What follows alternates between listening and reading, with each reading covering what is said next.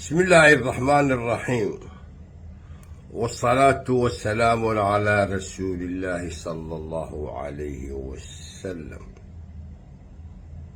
الحقيقة حلقة وحلا يرادا لاعة أركتي لاعة أركتي لاقة مؤكتي لاقة كل كان aad u daraaseeyey wixii ka dhacay laascaanood iyo juhdigii faraha badnaa ee xasan sheekh maxamuud madaxweynaha kaga baxay waxaa ii soo baxay tegista uu rabo inuu xasan sheekh laascaanood tago ujeedadeedu waxa weeye maxaabiistii isiiya.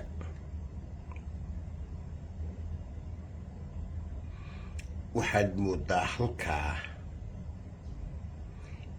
inay xikmadu badani ay ku dhex jirto.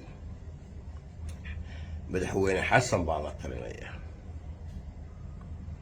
madaxweyne xasanow maxaabiistu firdhiya uma xidhna. maxaabiistu ina garaad ismaaciil uma xidhna.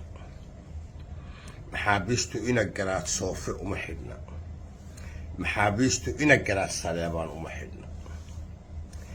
waa in caqligaagu shaqeeyo. maxaabiistu uma xidhna tima cadde. maxaabiistu waxay u xidhan yihiin dagaalkii ka dhacay laascaanood. dagaalkana waa la ogyahay marka inaadan waxba aadan ka geysan. kelmad baa kaa soo baxday. kelmaddu waxay ahayd haddaad kolleyba berri heshiin doontaan dagaalka hala joojiyo. laakiin waxtar kalena kaama soo bixin, taakula kalena kaama soo bixin. waxaa markaa aan madaxweynaha leeyahay war ha noqonin laagga aragtaye laaca aragtaye laagga ma ogtahay. maxaabiistu gooray noqotaba xaggaana waa laga soo dayn somalilan, xaggana waa laga sii dayn. odayaal kililka shanaadina afrika waaba ku dhex jiraan. arrinkaa maxaabiista iyo nabad la gunto dadkii ugu wanaagsanaa waxay ahaayeen dadkii nairobi ku shiray.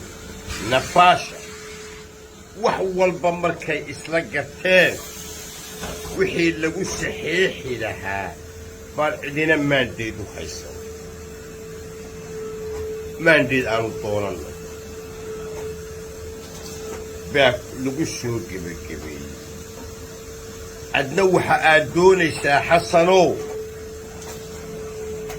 in aad tidhaahdo firdhiye waxaad u magacowdaa guddoomiyaha wadahadalka ina garaad ismaaciil. maxaabiistiina hadlaysiiye. arrintaa waxaa ka dhalan doona dhulbahante dhexdiisa dagaal. waxaa kaloo tegistaada ka dhalan doona aad laascaanoo tagtid dagaal ay somalilan soo qaato. waxaad markaa noqonaysaa madaxweyne nin dagaal riday oo dagaal ooga ah. sidaa awgeed waxaan ku leeyahay war ha noqonin laaca aragtaya laagga ma ogtahay.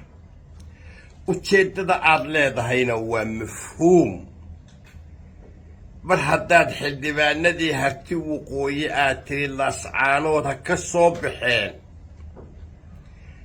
kuwa somalilan ee joogaana xamar codkay ku siinayaan kolkaad tiraahdo maxaabiistii waa kan.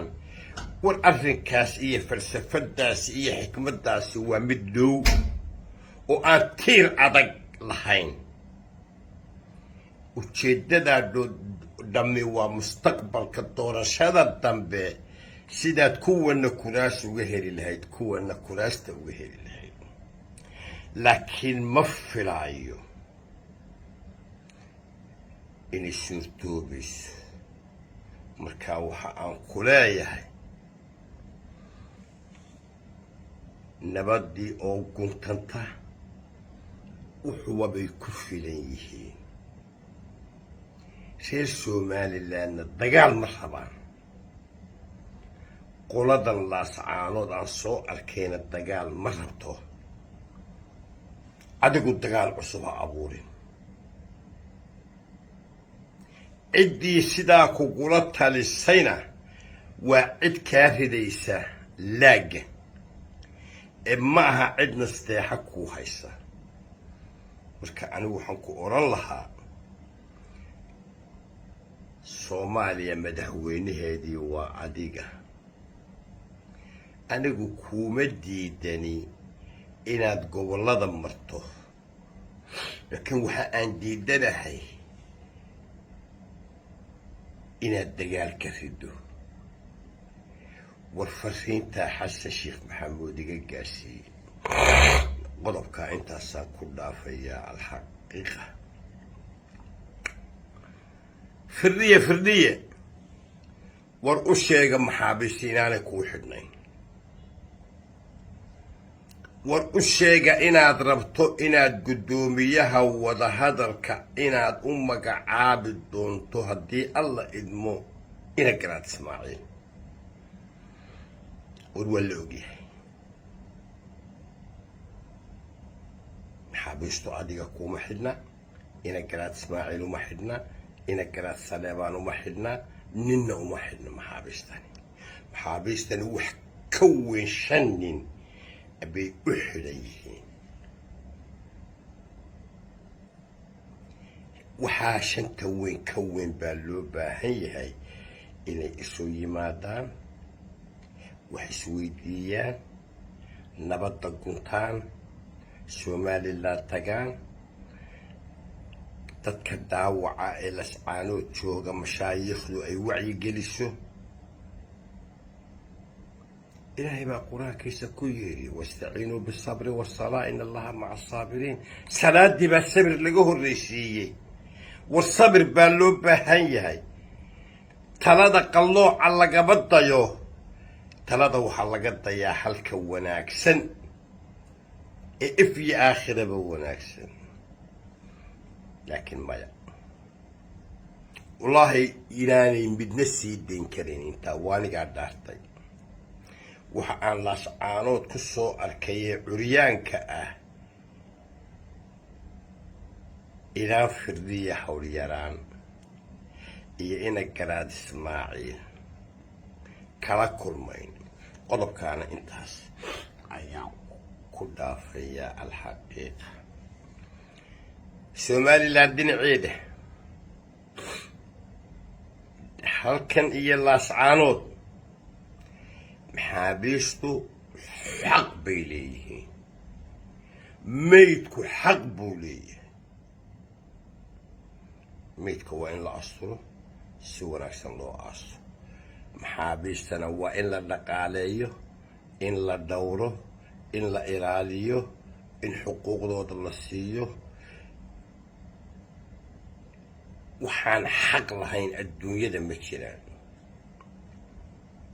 wax qayla ah hadda ka taagan kuwa Somaliland ma jirto qayladu hadday bilaabanaysaa waxayna ka bilaabanaysaa kuwa laascaanood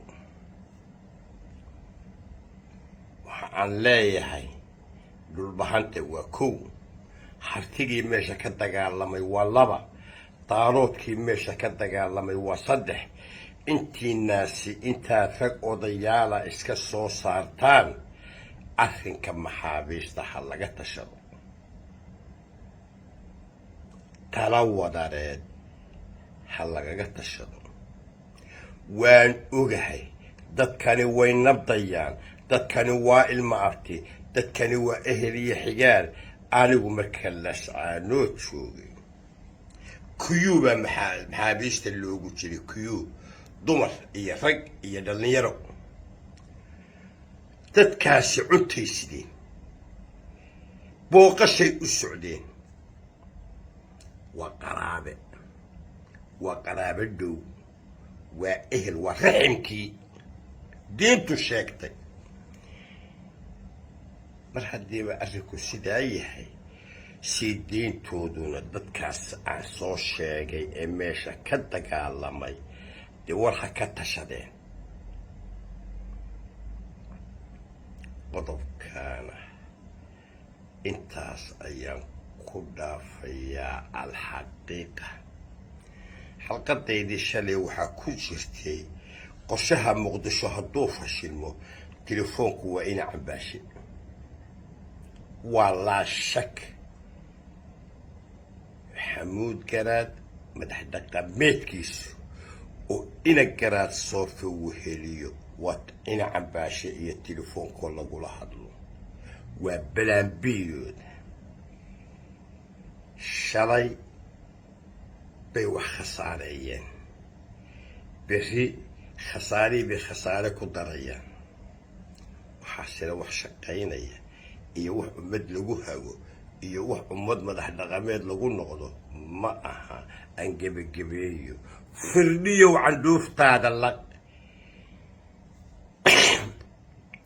xasanow dagaal ha ka ridin laascaanood mid dhulbahanta gudihiisa ah iyo mid ay somaliland soo duusho wixii halkaa ku dhinta wixii ka dhaawacma xasan sheekh baa mas-uuliyadda qaadaya الحقيقة ربنا آتنا في الدنيا حسنة وفي الآخرة حسنة وقنا عذاب النار